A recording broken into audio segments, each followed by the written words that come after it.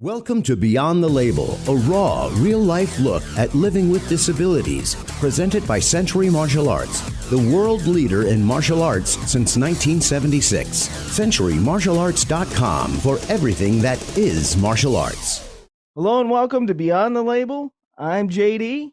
I'm Charlie Murphy. And Charlie, we're joined today by Shelia O'Brien. And Sheila is the chairperson for Assistance Dogs International North America. Welcome, Sheila. Oh, thank you for inviting me. Yeah, this is a topic that's near and dear to my heart. And so when I found you, I said I've got to get a hold of them and have them on. And I've always been sort of intrigued with the therapy dog aspect of things and things like that, but I never really sort of, dug any deeper than that. I don't know, Charlie, do you know anything about, service dogs, therapy dogs? Are you an expert? I have no knowledge. None at all? Regarding any of it. Okay. So this is going to be all brand new and a learning experience for me. I'm pretty excited about it. It's, I'm pretty fascinated by it. I've seen, like canine police dogs in action and seen the training process and some of the stuff that they do. And I've been completely amazed with their abilities. And, I see a non-sighted person walking with a dog, and it amazes me because I have seen them where they get to a street, they get to the corner, and the dog will it knows that it stops, and it stops the person from walking any further. And the whole thing just is pretty fascinating. So thanks for being here. Oh, thank you. So, Sheila, before we get started, I guess we should probably mention our sponsor, huh, Charlie? Yeah, the program is sponsored by Century Martial Arts, the world leader in martial arts since 1976. Thank you so much to those folks. We're here with Shelia O'Brien, the chair for Assistance Dogs International North America, the global authority in the assistance dogs industry. So tell us a little bit about how you got involved with everything. Oh, wow. Well, believe it or not, when I graduated from high school way back when, it was very difficult for women to become veterinarians. I really wanted to be a veterinarian when I grew up, but that was not meant to be. So I went into special education, and I had some children that were deaf in my resource room. So I learned how to sign. I use sign language with these kiddos. And I still continued to love animals. I lived on a farm. I had dogs, cats, horses, ponies, goats. And I read an article way back in 1978 about this program that was trying to prove that dogs could be the ears for people who were deaf, just like guide dogs had become the eyes for those who were blind. So I called them right away. This was happening at a college in Massachusetts, and I live in Massachusetts. So I called them right away, and I volunteered my services because they had two trainers that could train dogs to do anything, but they couldn't communicate with the people they were hoping to serve. So I got involved in 1978. I'll be celebrating my 43rd year of assistance dog work in this October. And I left teaching, never looked back. Went to the dogs, I guess. Nice. Are you still in Massachusetts? Well, yes and no. I have 1 foot in Massachusetts. I have a house in Massachusetts. And right here, I'm in Massachusetts as we speak. This is my studio apartment there in the cellar of this house. But I also have an apartment on Long Island because that's where the program that I work for is located, in Smithtown, Long Island. Okay. I'm a special advisor to both the Guide Dog Foundation and its sister organization, America's Vet Dogs. In addition to that, I have the honor of serving as the chair of Assistance Dogs International.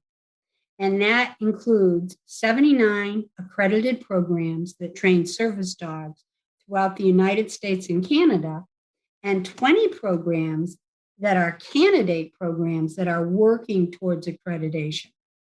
So it's been an honor, a labor of love all these years. Oh, awesome. Yeah, that's great, Sheila.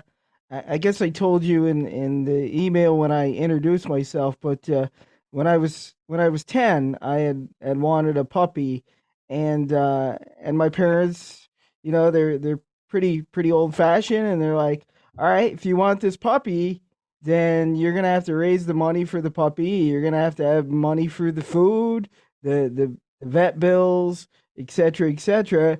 And I worked and worked and worked and saved literally every penny until I got $200 worth of pennies and was able to go and buy my Sheltie.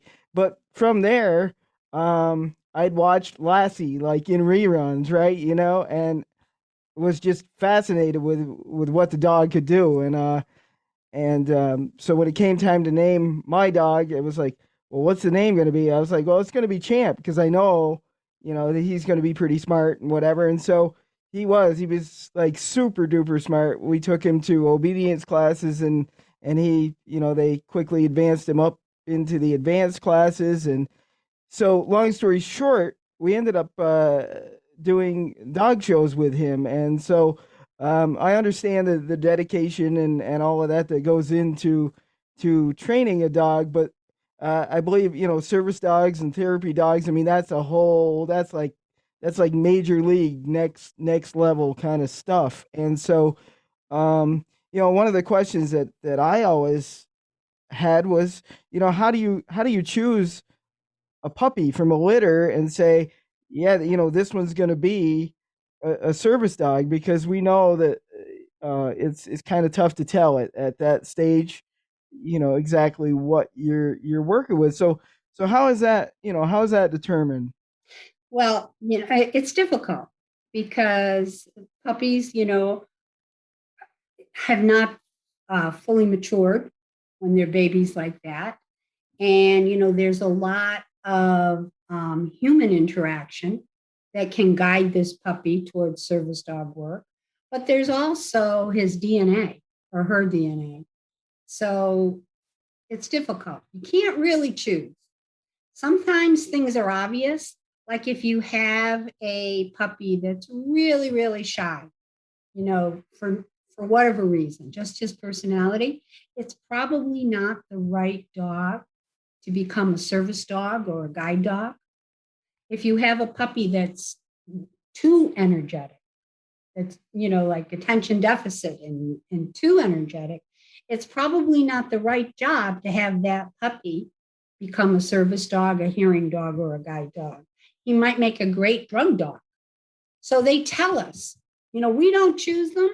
They tell us over the course of their training time what they want to be when they grow up. So how does that process start for you guys? I mean, do you get in contact with breeders? Like, do you have a directory of breeders that you specifically work with? Um, you know, uh, Well, how does some that programs process work? do. Some programs do. But our particular program started as a guide dog organization in 1946. So they've always had a breeding program.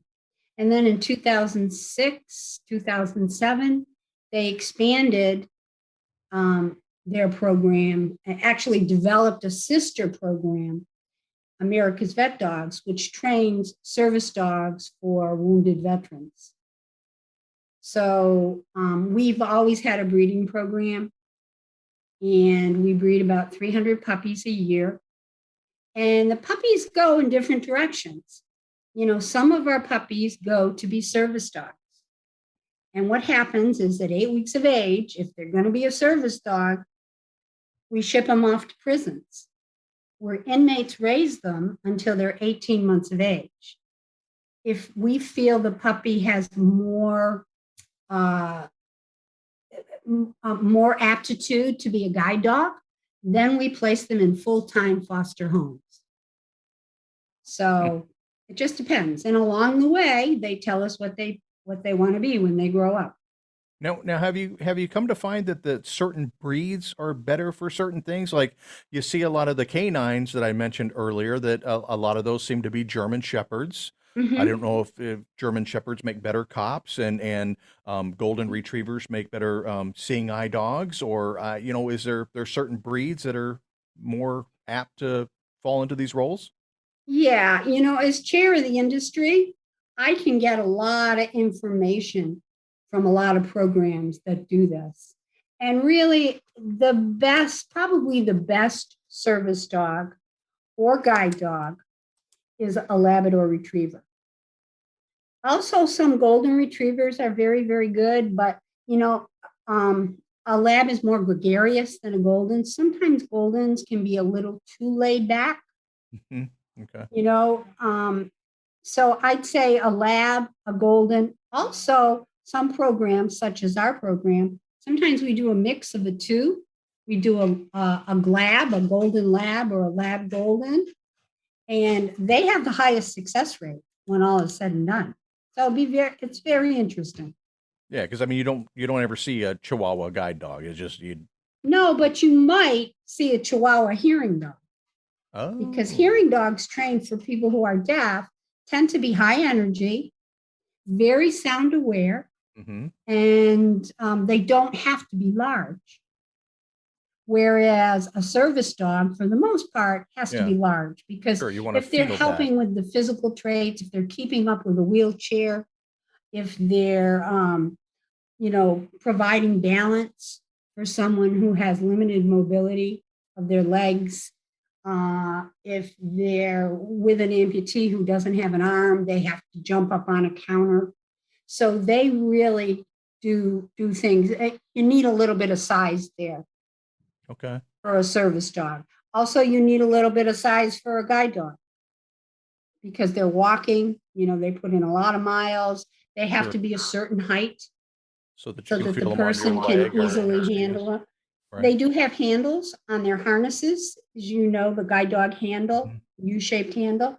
But if you have a really tiny Lab, like a 40-pound Lab, you're going to be hard pressed to find, a match for that dog. They're just too small. However, a really tiny, tiny Lab or a Chihuahua, if it has the right temperament and the Mhm. right stuff, they can make great hearing dogs. Interesting. And so primarily, when we think of service dogs and guide dogs and things, so primarily, we think of as a society, we think of folks that are either blind or deaf. But what are some other disabilities that a service dog might be used for that we might not even think about? Well, this is what I find so fascinating and exciting. The very first nationally recognized guide dog in this country was in the 1920s, and it was a German Shepherd named Buddy. And he came over from Switzerland with a blind man whose name was Morris Frank. And they actually were the very first nationally recognized guide dogs. They came back from Europe. They went to Europe to get this dog, came back on a boat, landed in New York, where they met with a throng of photographers and media. This was a big deal. And that dog, Buddy, just wowed everybody when he led his handler, Morris Frank, through the crazy streets of New York. And that was in the late 20s. Hearing dogs, for people who were deaf, didn't come on the scene till about 1969. Very first nationally recognized hearing dog was another shepherd named Skippy. And he was trained to help an 11-year-old girl. And the very first service dog to help someone who was physically disabled came on board in 1975. And it was a Lab Golden mix named Abdul, which means human servant of humans or human servant, something like that. And he worked with a woman, Carrie Klaus, who used a wheelchair. So those were the very first nationally recognized dogs in our country. And it wasn't that long ago. 1975 was not that long ago, if you're as old as me. However, since that time, I'm always amazed at what dogs can do and how they can be applied to other situations. After the guide, the hearing, and the service dog came on the scene, we started to see them being used in other ways, like they've been used to help autistic children.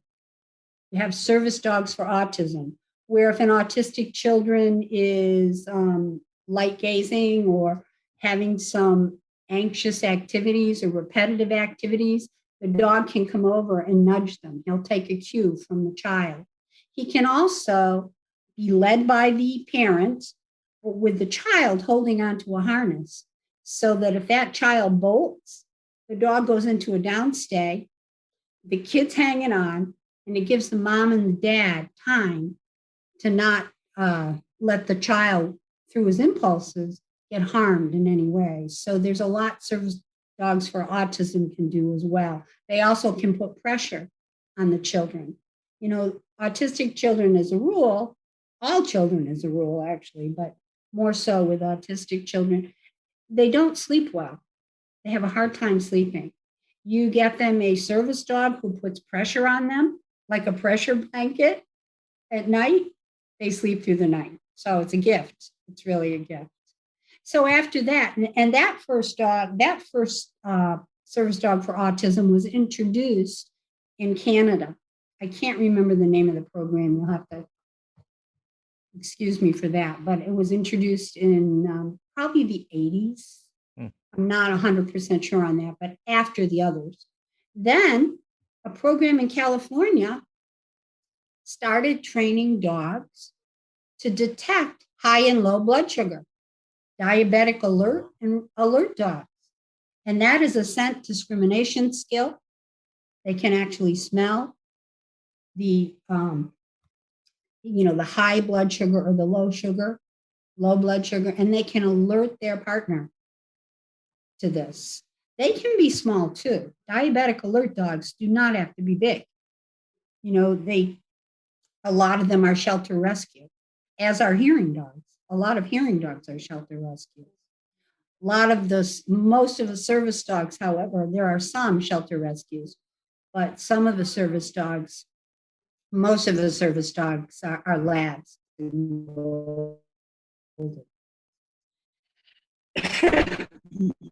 Excuse me.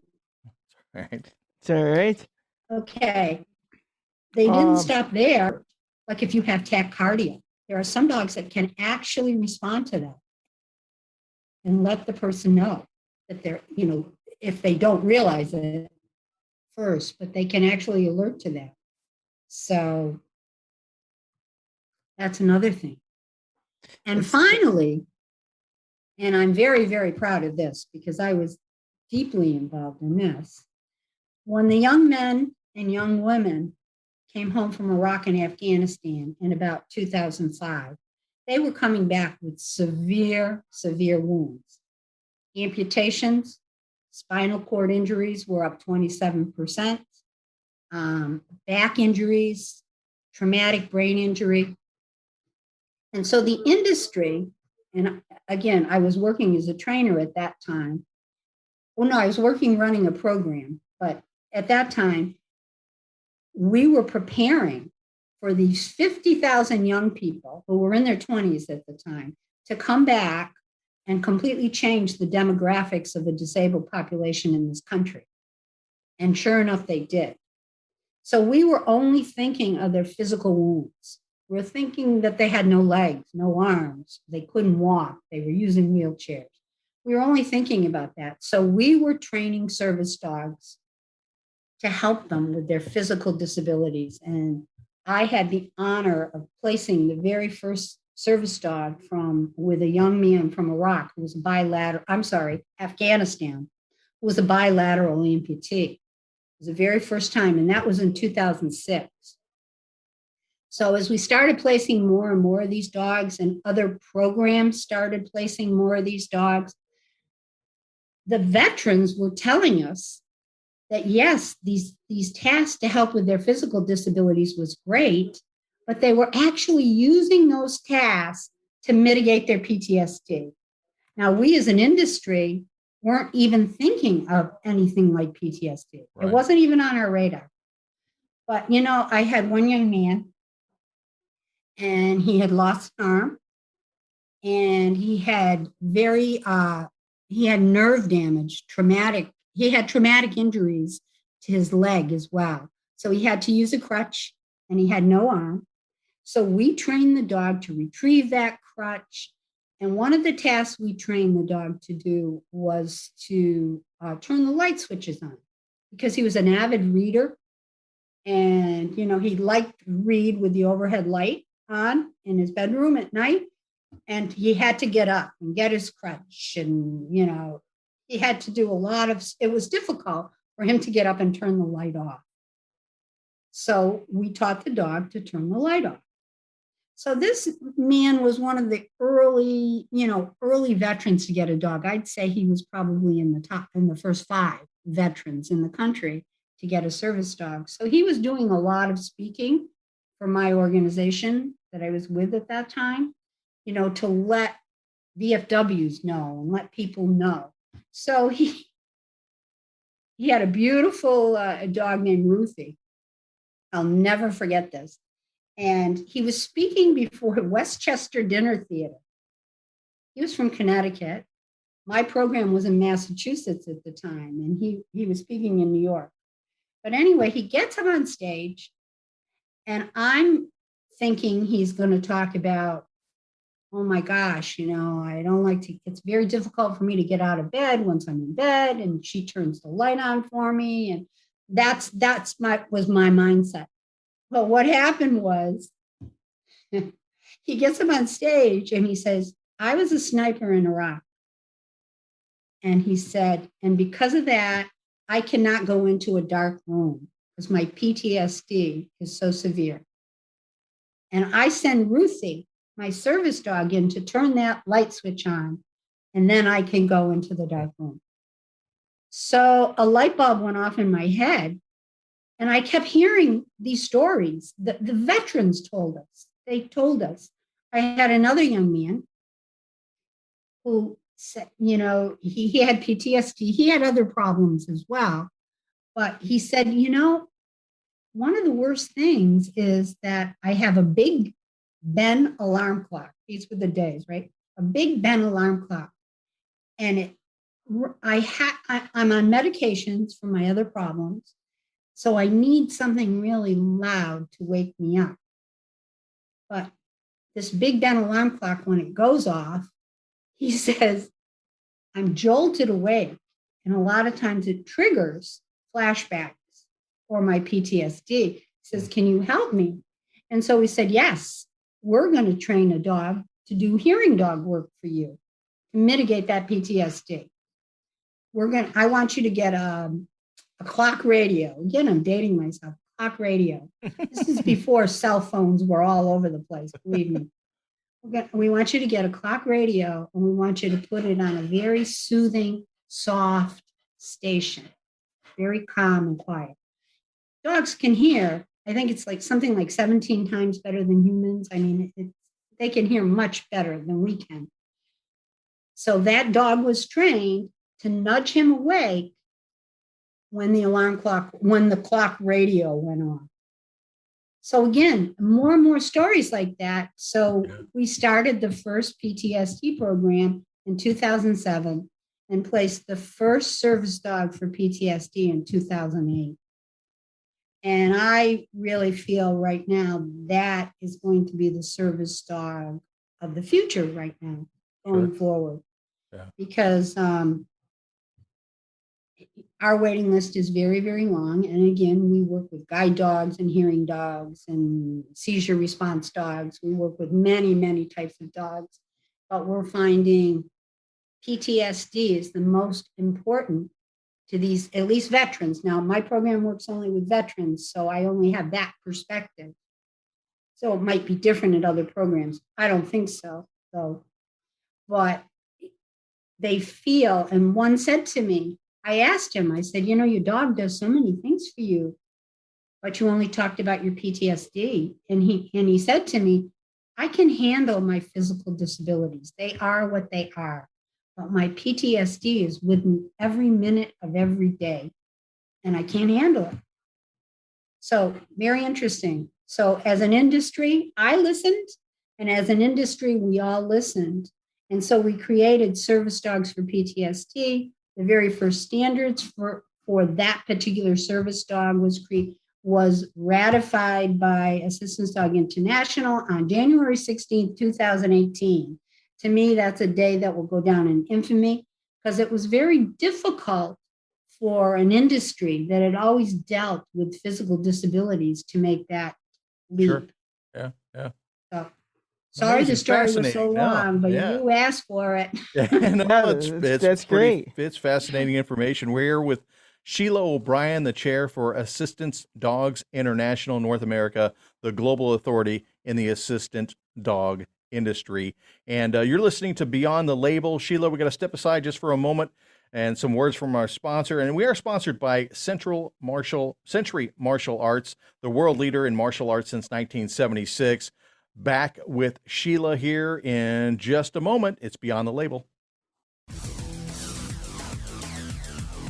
Beyond the Label, presented by Century Martial Arts for everything that is martial arts.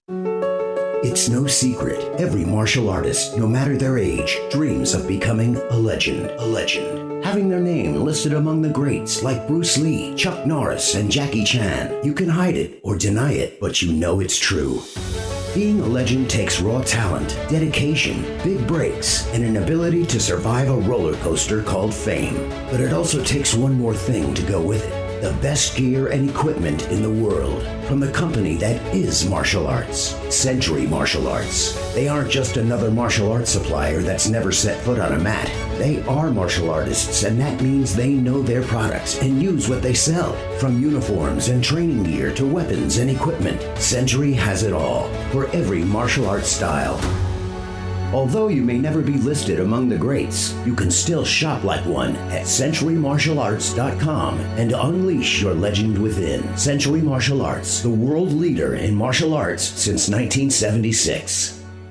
You're listening to Beyond the Label, a raw, real-life look at living with disabilities, presented by Century Martial Arts. Check them out at CenturyMartialArts.com. Hello and welcome back to Beyond the Label. I'm JD. I'm Charlie Murphy.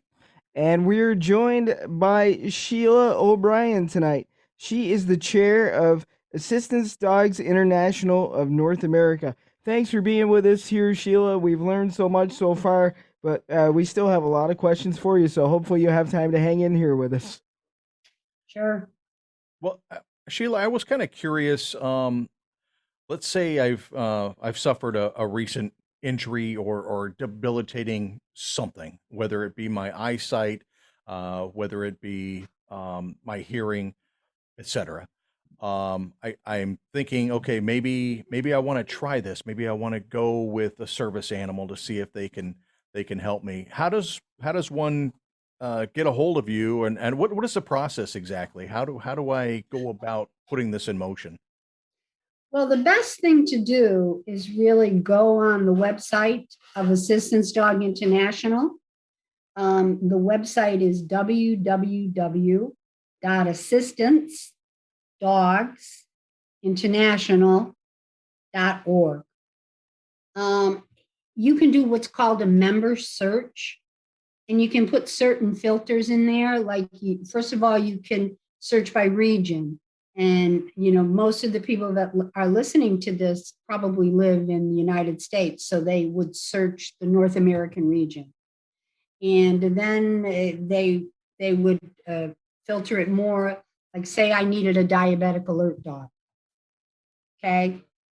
Also, you can filter it by state if you wanted to at first start with a program closer to where you live. So you can put all those things together and you'll come up with a list of programs. And then you research each program individually on their website. I mean, it does take a little research, but it is well worth it. And what I want everyone to be sure of is that these are accredited programs by Assistance Dog International, ADI, and there's another accrediting organization for guide dogs, and that's called IGDF, International Guide Dogs Federation. When you work with an accredited program, you are assured that these dogs are trained to the highest standards. You're also assured that these programs will have your back. Say you have future problems with your diabetic alert dog or whatever kind of service dog it is. That program, because they're accredited, they are responsible to help you overcome those problems. So it's very, very important. Now, I'm not saying that you cannot go to a trainer down the street, but you are not going to have the kind of standards in place that you will through these organizations. Now you said ADI and IGDF. Now you said there's 79 accredited members right now. Or is there one in every state in the U.S.? No. I just happened to be doing a search in Nevada, and there's not a program located in Nevada. However, there are programs that work nationally. Every program is different. Like my program, America's Vet Dogs, and the Guide Dog Foundation, they're larger programs and they work nationally. So if somebody's in Nevada and they need a guide dog, we will fly them. We will train a dog for them and we will fly them to New York, where they'll reside at our dormitory for 2 weeks. They'll learn how to work as a team with that dog, and then we'll fly them back home. And we have field reps all around the country for America's Vet Dogs and the Guide Dog Foundation that do follow-up visits, troubleshoot if there is trouble. So, but that's one way. But there are other programs that only do a radius. There's a program in Pennsylvania that just got its 4th accreditation, a wonderful program. And they only do a 200-mile radius of where they're at. So if you live within 200 miles of their program, then they're the ones, they're one you want to apply for. But you really have to do the research. Sure. But it's all there for you. You go on the ADI website and you put in your filters and voila. So I also suggest that anybody who is interested in applying for a service dog, you do it. You just do it. You don't think about it forever, because there are long waiting lists, especially with COVID. There can be up to a 3-year waiting list now with COVID. Oh, wow. Because it set everyone back. So that actually leads me into my next question, which sort of piggybacked off of Charlie's, and then you just sort of brought it up. So for me, I've dealt with cerebral palsy for 42 years now, so I've learned to adapt pretty well, and so everybody's like, well, have you ever thought of getting a service dog? And I'm like, well, I wouldn't want to take that away from somebody that needed it. I can manage, my needs aren't, that great. So what would you say to somebody like myself that probably could use some assistance from a dog, but maybe is doesn't want to take away from someone else? It's very interesting because I hear that a lot from veterans. It's very interesting, but I tell them a service dog will bring a whole different dimension to your life that aids, adaptions can't bring to your life. And I say, do it. And I say, do it, don't wait for 3 years and then think you're going to get a dog like that. Do it now. I also say, don't put your eggs in one basket. There are 79 great programs across the country. Some may be close to you. Some may be, be national in scope. So apply to several. Got another question. Just now, ideally, we're going to outlive these service animals. I Mhm. guess, that's the hope. And how is that handled? So, for example, my pet that I've had that has helped me for the last 15 years. How does it all work? Well, it depends on what your wishes are and what the program um, works out with you. Like most programs, not all, but most programs will talk to you about this early on. They'll talk to you about the passing of your dog, which is more likely, and how traumatic that is. And it is. Any animal in our, touches our lives, and it's traumatic. Their family. It tends to be a little bit worse, the service dog. But I say you have so much love to give, just go for it. Go for it. But anyway, so they'll talk to you about that. And they'll also talk to you about if you pass first, what are your wishes? Right. Now, some veterans, some people, not just veterans, but some people who have service dogs say, well, if the dog is young enough, I really want him to go back in service to help somebody else. Others will say, I have children. If I should go first, I would like the dog to stay in the family and become a family pet. And then, the program waves its magic wand and the dog's not a certified service dog anymore. It's a family pet. So it just depends on what you work out with the program. But again, an accredited program will discuss these things with you early on, probably before you go home with that dog. Yeah. Okay. So So a it's your couple. wishes. Your wishes can change over time, like all of us do. But yeah. So a couple of questions. Just about once you have your service dog and things are settled in. Um, is what part of having that service dog uh is the owner responsible for? Are they able to choose their own vet, or do they have to see a vet that you guys recommend? How does that portion of it all work? Is it pretty much their dog at that point to do as if it was a pet, or how does all that work? Well, first of all, again, programs have different approaches to this. Some programs retain ownership, and you retain, what do they call it? You retain the rights to utilize the dog, something like that. The program in Pennsylvania I just went to uses that. My program, if everything goes well, we hand over the ownership rights to you. Okay. With our program, if you're a civilian getting a guide dog, you are responsible for the veterinary care and the food for your dog and the grooming, everything your dog needs. However, before you apply for that dog, you will see in the application how much it's going to cost you every month. Can you do it? You have to be able to assume the responsibility for the dog.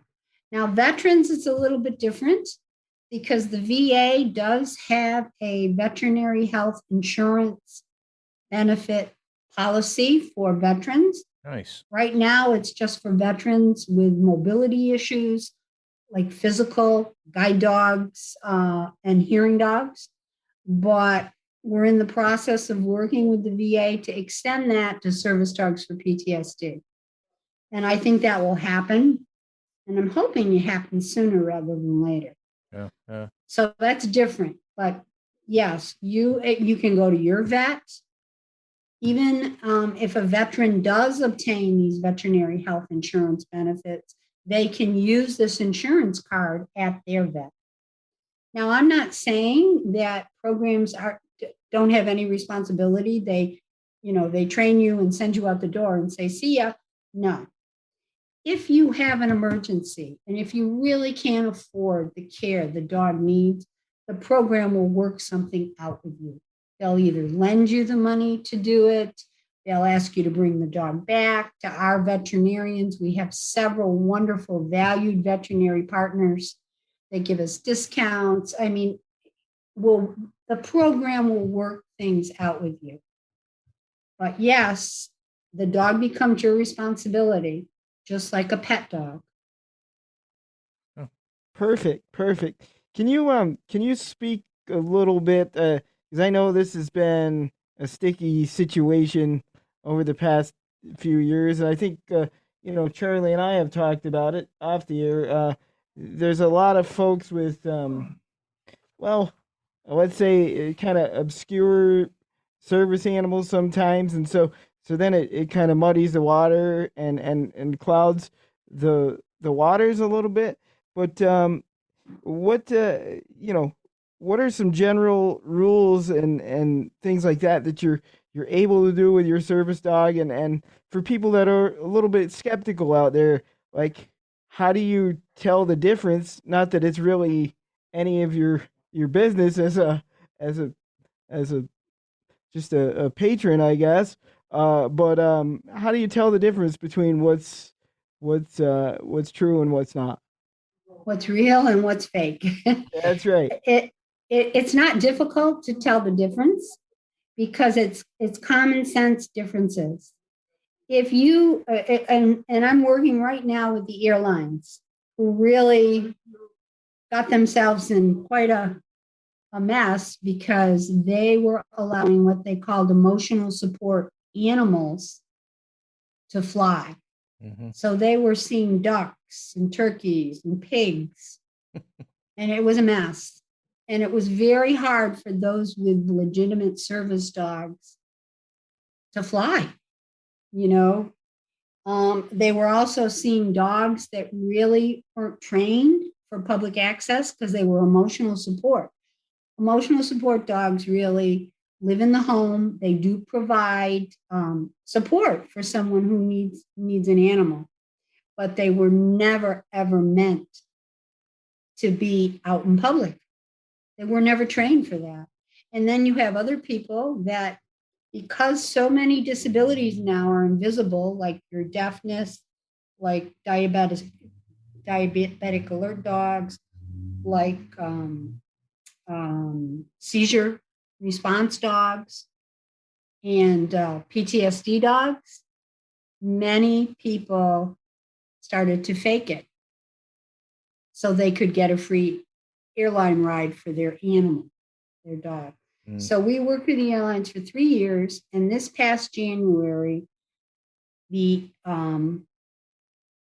DOT, Department of Transportation, and the airlines adopted the definition of a service dog from the ADA, American with Disabilities Act, which gives us public access into stores, restaurants, things like that.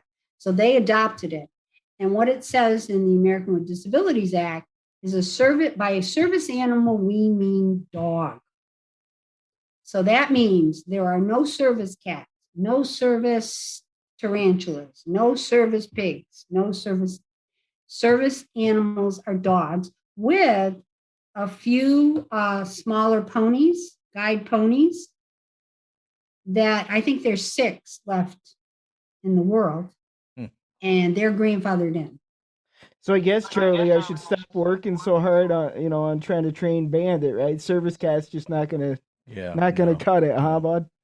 I just figured they were really good at picking out lumber because every time I go to my local Home Depot, there's half a dozen dogs in there, and I love animals, but again, they, like you said, they were the comfort animals were never meant to go grocery shopping with you or to go pick out a 2x4. And I think it's so unfair to the dog. I mean, can you imagine taking a pet that lives in the home? I mean, and is very good as a comfort animal in the home, and putting him on an airplane where 3/4 of the people are stressed anyway, right, for flying, and expecting that animal to behave. It's not fair. It's really not fair. Yeah. So So it is a So quandary, but it is getting better because now only service dogs are allowed.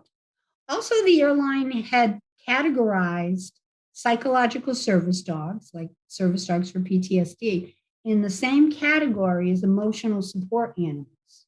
Mm. So that was changed with the new laws regarding the Air Carrier Access Act.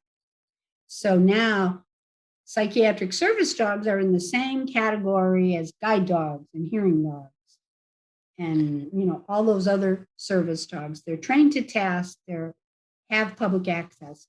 So we're in the process of working with the airlines because they have the same questions that you do. How do you tell a real service animal from one that's not a real service animal? Very easy. You tell by behavior. A really well-trained service animal will not bark, will not jump on people, will not scratch, will not be sitting on your head, not be sitting on a seat. A well-trained service animal is just that. They are very comfortable going on planes, buses, wherever. And they don't pee in the airport. They don't give birth to puppies in the airport. These are true situations. It's true. It happened, huh? Yeah. They don't do that. They're spayed, they're neutered, they're working dogs. They don't do these things. They don't drag you down Right. airline terminal so you fall on your face. They don't do these things. And if it is a real well-trained service dog, okay, maybe it's having a bad day. Sometimes it happens. Regardless, that animal shouldn't fly that day. If it's having a bad day in the airport, wait till it gets on the plane. Buckle up. So Sheila, the recipient of a service dog, do you receive a card or something so that if somebody is kind of second guessing your need for this animal, do you receive a card that you can present that says? Yes, you do. Everybody receives a card. However, you can pay $125. A lot of cottage industries sprang up with the emotional support animals flying on airlines and with the invisible dogs for invisible disabilities that are trained to mitigate those disabilities, but the disabilities are invisible. So a lot of cottage industries sprang up and said, if you want to fly with your dog, send in $125. We'll send you a cape and certify your dog as a service dog. Okay? So many people took advantage of that. So it was difficult. It was difficult, but it's better now. It's so much better now because the emotional support animals are not flying. There's always going to be people that will have fraudulent dogs, but if that dog is behaving, I mean really behaving, you're not going to be able to tell. But if that dog is behaving, it's not going to bite somebody's face off on the plane. So things are better. Yeah. Good. Yeah, and Baby steps.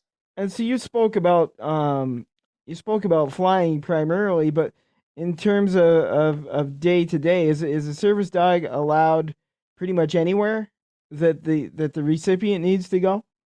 Yes, but ironically, there are a few places that they're not. Although most of them do go with the blessing of, one of them is in houses of worship, synagogues, temples, churches. Because of the separation of church and state, technically, Really? they're not allowed to, they can go in there with permission from the priest or the rabbi. You know what I'm saying? But all dogs So go that's to heaven, one place. right? I said, but What? all dogs go to heaven, right? All dogs go to heaven. Yeah, okay. Absolutely. Right. They'll be there waiting for us. So, so there's that place. Another place is, you're going to love this one, but they're very accommodating. Most casinos. Really? Casinos, because they're not under federal law, correct? Yeah, true. I mean, a lot of them are on the Indian reservations Indian, yes, and follow reservations. different rules. And But the casino, we had someone who actually worked at a casino with a service dog, and we worked with the casino, and all was well. But technically, Man, I'm striking out all over the place here tonight. Who's going to carry my money bags? and the last place, and I'm not sure if this is 100% true, but I do think that in Congress, they don't necessarily allow service dogs in Congress, but I don't know what law that's related yeah, to. there's enough dogs in there now. We Oh, we you really- said that. I did not.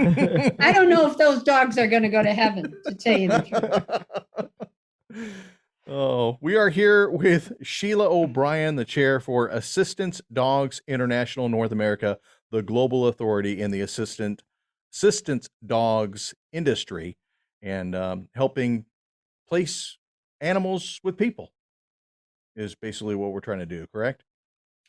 Correct. Service dog.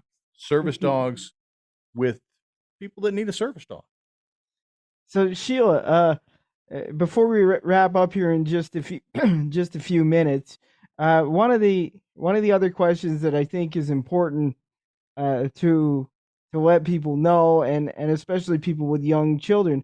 So we see a service dog working, and we're walking down the street, and the first thing we want to do, it's like automatic. Oh, we want to go over and pet the dog, and hey, buddy, how you doing? What is the proper way to handle that? Believe it or not, the children are sometimes better than the adults. The children say, oh, we can't touch that dog. It's a service dog. But, you can ask and respect what the person says. And it's very interesting, with service dogs for PTSD. One of the goals for those that have PTSD is to integrate back into society, because some of the repercussions of PTSD are that you self-isolate, you don't like to be in crowds, you're hypervigilant. So one of the tasks, and it's an easy task actually, that these service dogs are trained to do, is to shake on command. So if somebody comes up to a veteran with PTSD who has a PTSD service dog, and they say, "Can I pet your dog?" And then the veteran can say no, but you can shake his hand. So that's getting the veteran to interact in a safe way with the public. And it's also a task that the dog is trained to do, because that only helps the veteran. Now, if it's somebody in a wheelchair, it's up to them. Many of them do want to interact with the public. I once had a woman, her name was Marjorie, and she said when she goes out now to the mall, they see the dog first, the person second, and then the wheelchair. So she really enjoyed it, But, we don't advocate you take your service dog with you Christmas shopping during the Christmas rush, because you'll get no shopping done. But it's up to the person, really, how they want to handle it. Okay. Awesome. Now, where do you see the future of this industry going? Well, I've always been in the future. And I do see that service dogs for PTSD are going to, for a long time, become the service dog. The industry is, we have standards for all the dogs, guide dogs, hearing dogs, but the newest standards were for service dogs for PTSD. And then the next year, we added for military sexual trauma, MST. And right now, the Standards Committee internationally is working on service dogs for civilians with PTSD, which is a little bit different than military PTSD, but it's still PTSD. And they're also looking at other mental health issues. Those haven't been released yet. They're probably going to work on them for a while more and test them out. But so I think service dogs for PTSD are going to be in the lead for a while. But I also see a return of hearing dogs. When I first started in 1978, there was a large pool of people from age maybe 20 to 30 who had been born deaf, and they were young people who had been born deaf because their moms contracted measles while they were pregnant. Okay. And so, that's a good age to get a dog in your 20s and 30s. So many of them came for hearing dogs. But I see now when the veterans from Iraq and Afghanistan came home, many of them suffered moderate to severe hearing loss. And it only gets worse as you get older. So now they're in their 40s, maybe mid 40s, some of them. I think that hearing loss is probably going to kick in very shortly, where it's gone from moderate to severe and maybe very severe. And I think they're still the right age to want a service dog. As you get older, you lose your hearing, but you're less likely to get a service dog as you get older. Because, you say, oh, the kids have gone, the last pet has died, but we'll see. I would like hearing dogs to come back because I was one of the first hearing dog trainers in the world. And I just absolutely love those dogs. I love their personalities. I'll leave you with this because and this is according to Sheila, it's not documented, but the way I see, and I've always seen guide dogs, hearing dogs, and service dogs for physical disabilities, they're on a continuum. And your guide dogs are right in the middle of this continuum. There's no high end, good end, or bad end, but they're just right in the middle of this continuum because they take direction very, very well. They have to, yet they take initiative to stop that blind person from stepping out into the street if a car is coming. So they take initiative. Do you know what I'm saying? Mm-hmm. They listen, they take direction, they take initiative.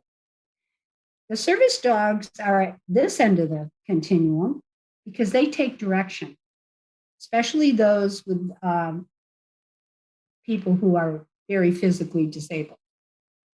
Those dogs have to really take direction.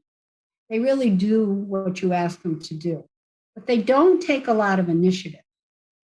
Well, the hearing dogs are on this end of the continuum because they're a little bit hyperactive, a little bit type A, and they take pure initiative because they take it upon themselves to let you know if a doorbell rings because you can't hear it if you're deaf or hearing impaired. They take it upon themselves to let you know your grandchild's crying or whatever, or your baby. So they take initiative. So that pretty much, those are the big three. Guide dogs. Service dogs for physical disabilities take direction. Guide dogs take direction and have initiative. And hearing dogs are pure initiative. So you can kind of think of the personalities of a dog. I know we talked in the beginning, how do you know what kind of a dog they're going to grow up to be? They tell you. And that's some of the things they tell you. Well, Sheila, thanks for being here with us this evening. And again, if you can just let people know if they're interested in pursuing a service dog, what the best way to do that would be, that would be great. So I'll let you tell the folks one more time the website they need to visit. Okay, well, I suggest you visit Assistance Dog International at www.assistancedoginternational.org. All right. Awesome. Well, it's great information. We hope the folks will reach out and get the help that they need. And I just love animals. I love seeing dogs that are service dogs in action. It's pretty amazing that It is. that these animals can be trained. And like you were saying, I mean, there's a lot of these things that they have instilled in them already, and it's just a matter of the trainer bringing that out in them, and it's pretty amazing. Thank you so much. Well, thank you. I really enjoyed this. All right, you've been listening to Beyond the Label, a raw, real-life look at living with disabilities. Our special guest today, Shelia O'Brien, the chair for Assistance Dogs International North America. Program being brought to you by Century Martial Arts. They're the world leader in martial arts since 1976. Sorry for butchering their name earlier, but they still love us, and we love them. Absolutely. Hey, looks like we put another one in the books, buddy. Thanks for being back with me and doing this. We're learning as we go. I'm Charlie Murphy, and that's JD.